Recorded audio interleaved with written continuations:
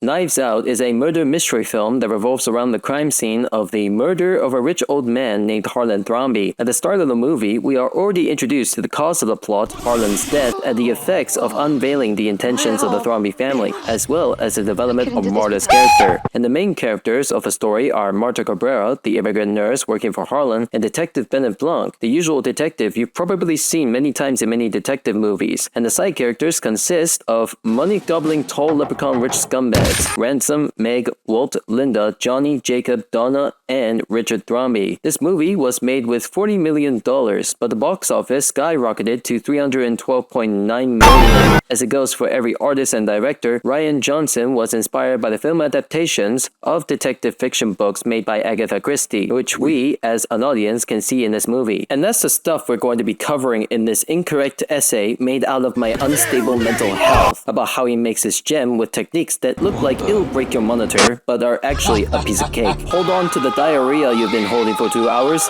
and let's jump in. When I was watching this film, I must admit, I enjoyed its unique take on the genre in a modern setting involved with political issues such as immigration in the US and social class discrimination between the working and rich class. How Rian Johnson writes well with a story is very common in all movies and stories, and that is a memorable and reliable technique called Chekhov's gun. It's a storytelling technique that reinforces an important key item or something for a big moment. He quotes, "Keep those that are important to the story and shoot the useless ones down." A good example of this are the circle of knives in Harlan's main office, which is designed to exude a threatening aura of danger. At the climax, we get to see why the knives play an important role, that is, a gimmick instead of a real weapon used for mass genocide. Some audiences may think the asshole got trolled by an old geezer.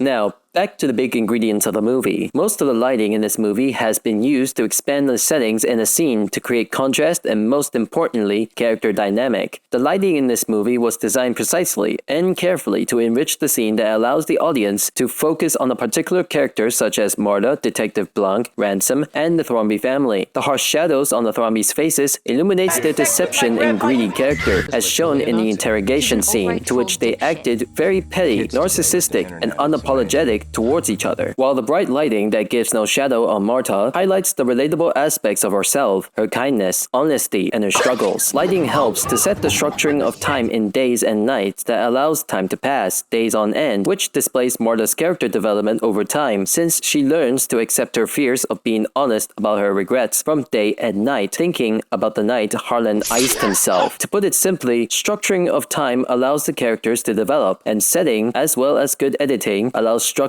of time. Marta Cabrera is established after the cause of the plot. We get to see that Marta is living in an apartment shared with her mother and sister in a small kitchen. We can see that they are represented as us working class audiences. Family photos, Mother Mary Magdalene with candles, hot bananas, and the refrigerator. Marta's family is presented to be very caring and loving towards each other, as the mother called out to Marta's sister to turn off the murder mystery movie in concern for Marta. But Marta doesn't mind about it and lets her sister freely watch it, letting her know that she's okay with it. At that moment, audiences who live in this kind of home already felt related to Marta and her family. The Thrombey family, however, are established as the complete opposite of empathy. They have constantly been careless, selfish, manipulative, and just full of spite towards each other. The only reason they act nice towards Marta at the start is to build their good image in front of Harlan or to justify their actions. But when the lawyer dropped the bomb on the inheritance going to Marta, the Thrombey family threw that out of the Twin Towers. The audiences can tell that the Thrombey family wanted to beat the crap out of Marta Cabrera.